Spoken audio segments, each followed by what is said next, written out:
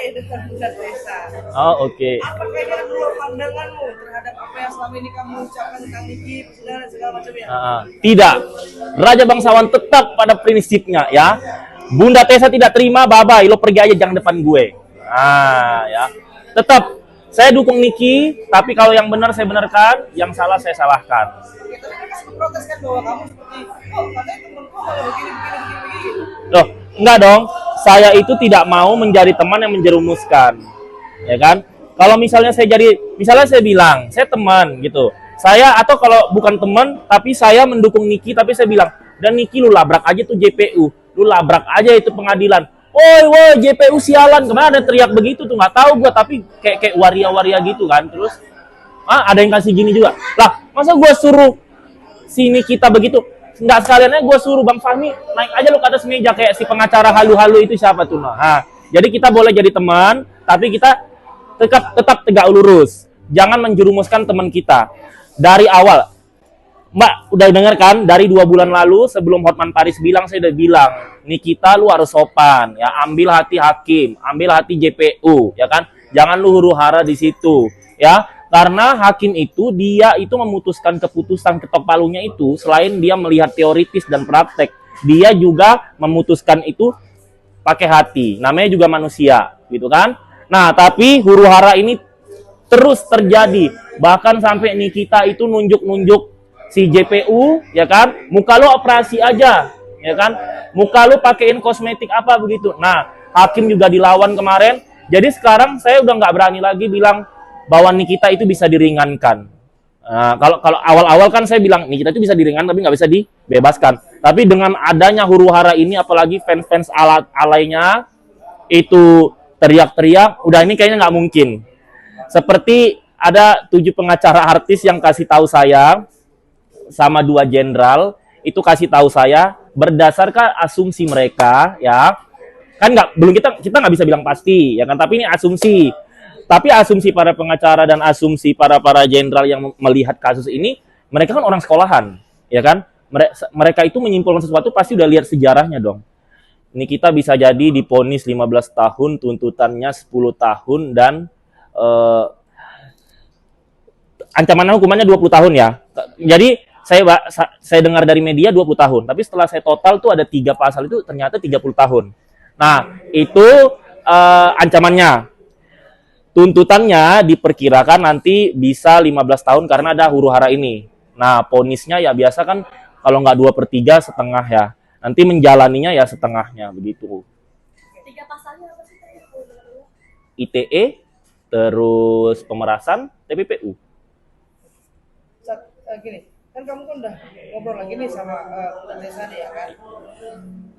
Ada nggak kamu kasih gambaran ke dia atau begitu pun sebaliknya gambaran baik itu gini, kalau kamu begini begini? Iya. Ada, kita sering tukar pikiran. Nah, sekarang itu Mbak Tessa agak kecewa sama Doktif. Nah, karena kan selama ini Doktif itu kan mereview gitu. Ternyata produknya itu ditarik. Kalau nggak salah 4 ya. Nah, terus Doktifnya baper, tersinggung. Kemarin dia komen di akun-akun saya nggak tahu di mana, terus ngetek ke saya, cuman saya nggak mau nanggapin lah. Namanya juga, masa saya nanggapin mama, saya nggak mau lah gitu kan. Nah, jadi si Mbak Tessa agak kecewa selama ini dia selalu membela Doktif. Tapi ternyata ada yang ditarik. Nah, Doktif menyanggah kalau itu produknya bukan overclaim, tapi hanya ditarik BPOM. Loh, kita sebagian orang, walaupun kita orang yang tidak mengerti skincare, siapapun yang mendengar produk seseorang itu ditarik, pasti kita langsung asumsinya overclaim. Atau ada zat berbahaya. Berarti nggak salah dong. Terus kenapa kok bisa ditarik begitu? Kalau ada penjelasan di balik layar atau di balik ini itu, ya udah, kita harus ketemu, ya kan? Tapi kan semua masyarakat ketika mendengar, oh ini produk kan ditarik oleh BPOM, pasti pertama kali ya kan yang ada di otak masyarakat pasti ada zat berbahaya. Benar apa benar? Nah, terus saya nggak nanggapin Doktif gitu ya. Saya juga nggak mau mojokin dia. Cuman saya hanya menjabarkan fakta karena saya nggak ada masalah sama dia gitu. Jadi menurut saya Doktif jangan baper lah kan. Maksud gua gini, ini kan dunia entertainment ya kan. Setiap orang bebas untuk memaparkan pendapatnya ya kan. Setiap orang bebas untuk menyimpulkan sesuatu. Ya simpel aja sih Doktif.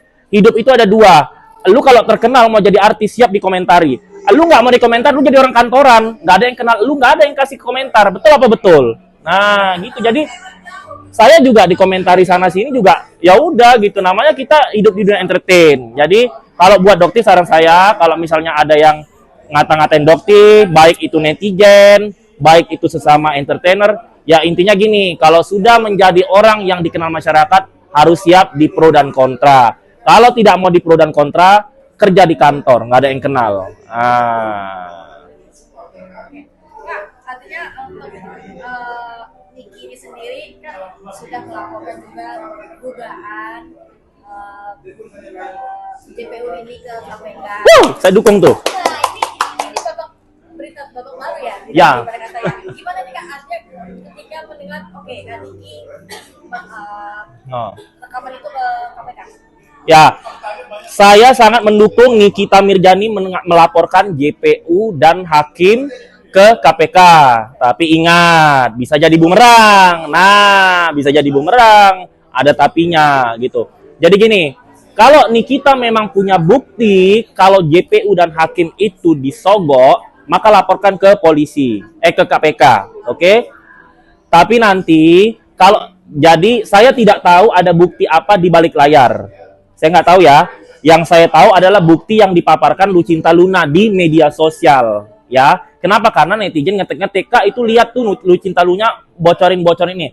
Nah, kalau cuman buktinya seperti itu tidak kuat, ya kan? Sekarang katanya itu kakak iparnya Reza Gladys, Mufid, ya kakaknya Mufid atau Heni Segara. Nah, sekarang gini, itu kan hanya teleponan sama netizen alay. Saya nggak tahu, katanya ada netizen yang laporkan itu, ya kan?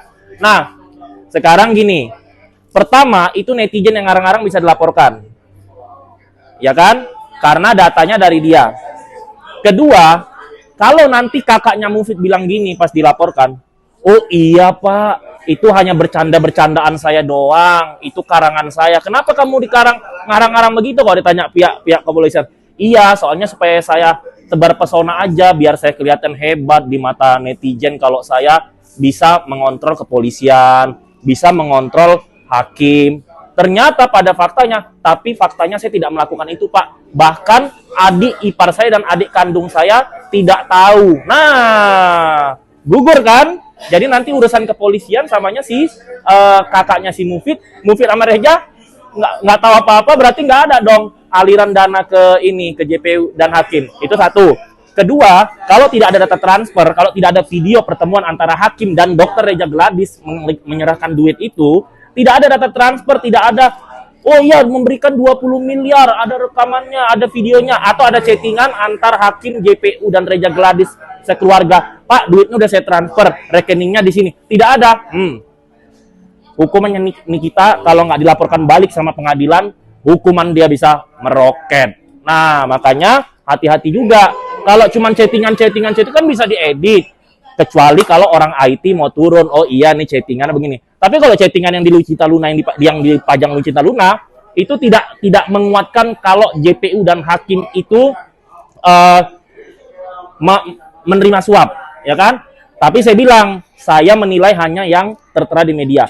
Kalau misalnya si Bang Fahmi punya bukti ini ono kucur, ya saya nggak tahu dong. Itu kan nanti urusan mereka sama penyidik sama KPK gitu. Tapi Kak, saya nggak sih dengan suara rekaman itu benar adanya atau memang itu sengaja memang buat-buat? Karena saya tidak tahu suara aslinya kakaknya Mufid, ya bisa jadi, bisa benar, bisa enggak, begitu. Tapi zaman sekarang kan ada AI juga.